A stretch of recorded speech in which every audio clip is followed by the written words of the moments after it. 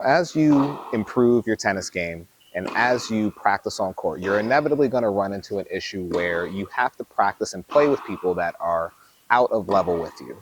And that could be both above and below.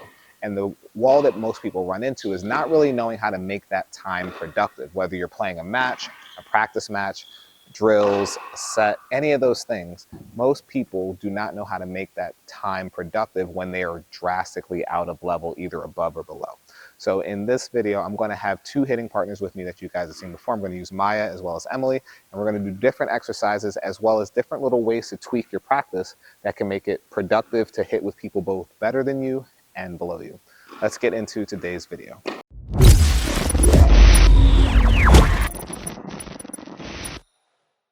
So on a scale of comparison, I would put Maya as a young high school player, then Emily as a former college player, and me as a former professional player on the scale of like lowest player, middle player, and high player. Not because none of us aren't good, we're just at different stages of what's needed on the court.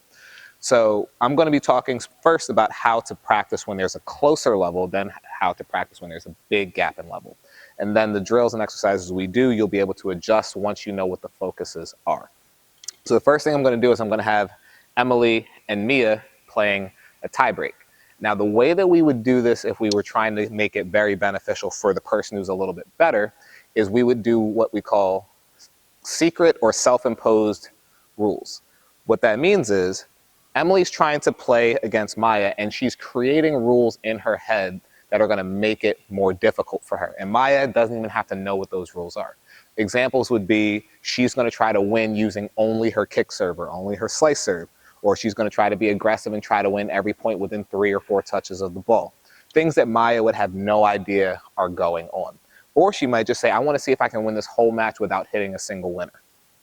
Somebody like Maya would have to do the same thing, but it would be, I know this person plays a certain way. What can I do to at least change the scoreline since I'm supposed to lose? So things like, I need to make sure I get to the net as often as possible. These are self-imposed rules that have no bearing on how the actual drill or game is set up. So they could do this playing a set, or they could do this playing a tiebreak, whatever it is that they're doing. You ladies understand what the mission is so far? So giving yourself self-imposed rules, you're going to play a couple of points, and at the end, I want you to tell me what the rule is that you came up with. You to make it more difficult for yourself, and you to make it more productive for yourself. Does that make sense? Cool.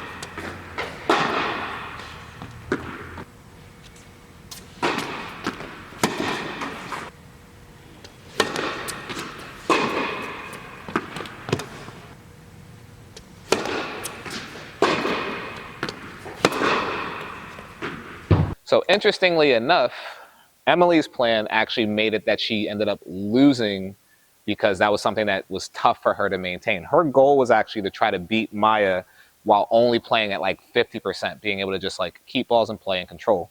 And Maya's goal was to try to essentially stay in the point for at least 4 shots.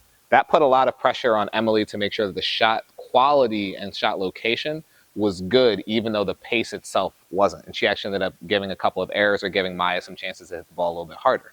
That's exactly what the goal is when we talk about making your practice worth it. Because as we said in the beginning, Emily on paper is better than Maya. But if these two had chosen to practice together, she has to find a way to still make it challenging.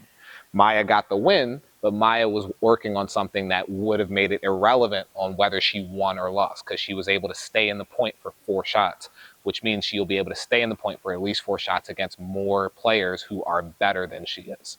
So moving on, I'm going to make an adjustment and I'm going to have Emily play against me, and then I'm going to have a goal that would make it more challenging for myself. And Emily can actually do whatever she wants. So in this setup here, if you're organizing your own practice, it's not always going to need to be a conversation of making them focus on something, making yourself focus on something. It's just get on court, make your own time productive.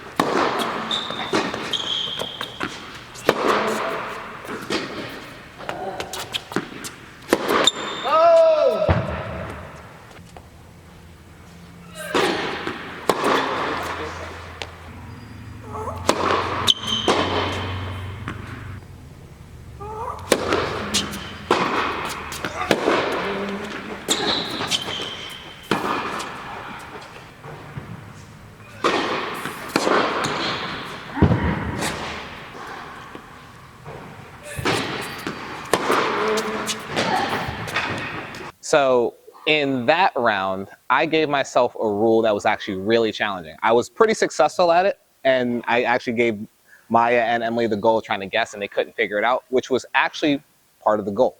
Every self-imposed rule doesn't have to be so overt that the person can figure it out. Like, I don't have to slice 50% of my shots or try to win using only this type of shot.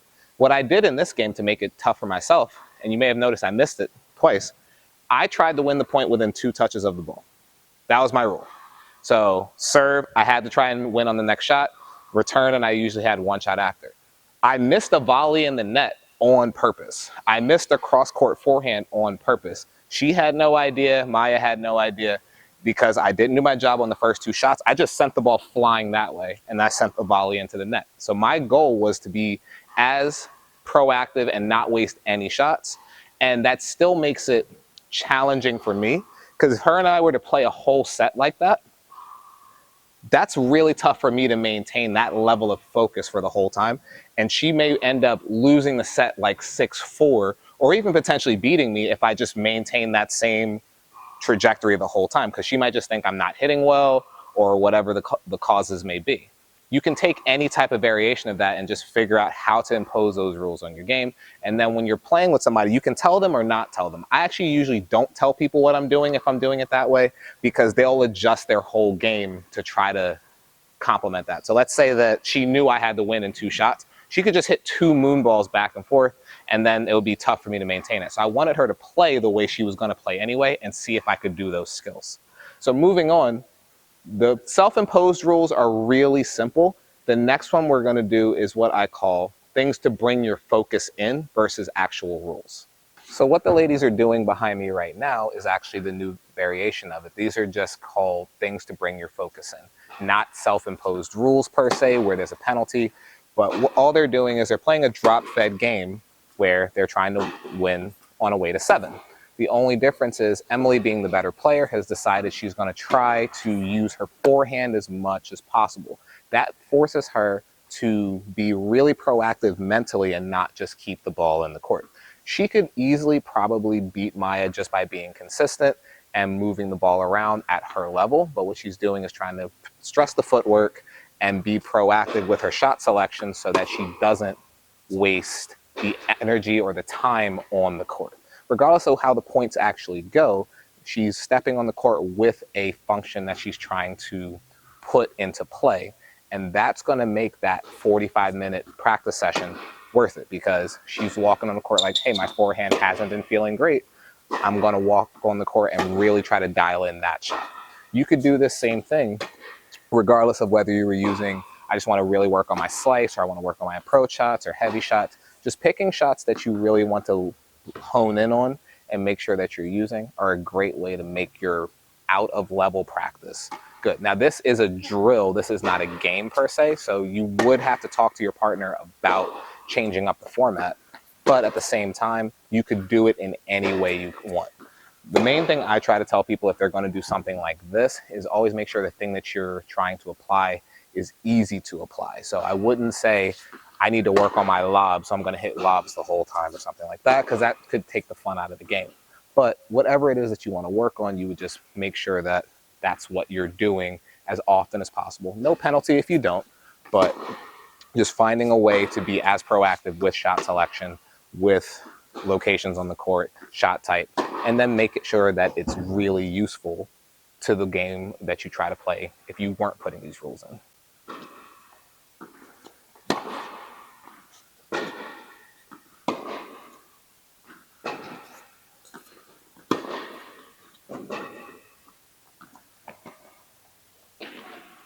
Okay, so we've covered a lot of the basic structure of how to go about doing this, but there's one thing I didn't really talk about, is how to play drastically up. So on paper, it would be like Maya trying to play against me. How do I make my practice with Maya beneficial? And also, how does she make her time with me beneficial? In those cases, what you're usually going to do is similar to the rules that Maya put in place, but if you're the lower player, you're going to give yourself really positive things to try to take away from what should be a losing situation. For example, if I was to play against Maya and I'm just playing against her, and again, this isn't me and her, this is her just playing against somebody that's really good. If I was playing against her, all I would do is say, like, I need to make sure that I don't allow myself to lose focus in this match because it's easy. I need to make sure that free points don't happen, no double faults, no missed returns, because a lot of times, especially me being that I coach players as well as hit with high-level players all the way down to beginners, I can very easily lose my focus because I assume the difference in our level, and then I'll have missed returns or missed short balls just because my mind is kind of wandering. So playing against way out of level lower players, the thing is always going to be to make sure that you're hitting the ball the way that you need to hit the ball. So for me, if I was playing somebody really low, I would say I can't miss short balls because that's always a shot that I mess up on. But for somebody like Maya, she may have to walk away from it going and saying, this person serves really fast, I have to get all of my returns in play. Something that simple could be enough when you're way out of level. Or something like what she said, where I need to at least make sure I get 3 or 4 balls in play, make the person beat me. There's a lot of different ways to impose these little things to make your practice beneficial, rather than just walking on a court and going and saying, this person's 3 or 4 or 5 UTR points higher than me, I don't stand a chance, why am I even on the court? So what I'm going to do now is I'm going to play against Maya, and I'm going to play Maya at relatively my level. And I'm going to have Emily actually tell Maya what to take away from what should be a loss. And then I actually want to have no idea what it is and see if she can take that away and feel good after the points have been played, where she can go off the court and say, at least I got this out of it, or at least I did this. So this is our last little exercise, and then we'll close it out. All right, Maya. So first, what is your general style? Like, if you would describe your style of play, how would you describe it? This is a really bad question for me. Are you aggressive? Do you like to keep? Okay, so okay. Court position wise, like, do you like to play? I stay baseline. Baseline. Okay. So all I want you to do today is just try to stay on the baseline, no matter what Coach Will gives you. Just try not to lose ground. So stay on the baseline, and that's what our goal is going to be.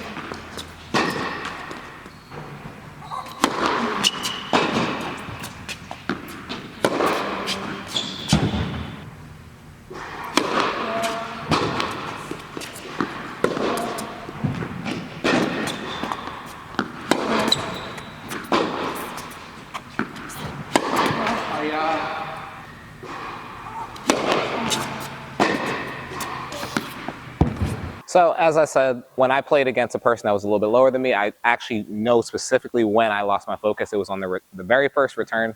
I was so wrapped up in like not paying attention or feeling like the shot was going to be easy that I ended up completely missing the first return. But after that, I got pretty locked in and focused on the things I wanted to do. Similar to when I was playing Emily, I wouldn't need to be as aggressive as that, but my goal was to just play efficient points where I didn't stay in the point any longer than necessary.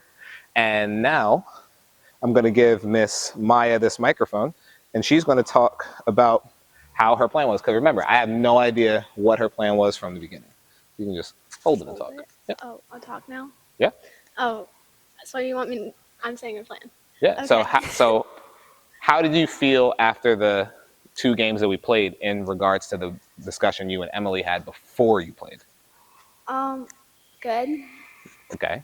Followed by what it was. Oh, well, I was supposed to, because I'm a baseline player, I don't really I'm not comfortable coming up to net, especially against people that I know would easily get past me. Mm-hmm. So that my thing was to make sure I stay as close to the baseline as I can.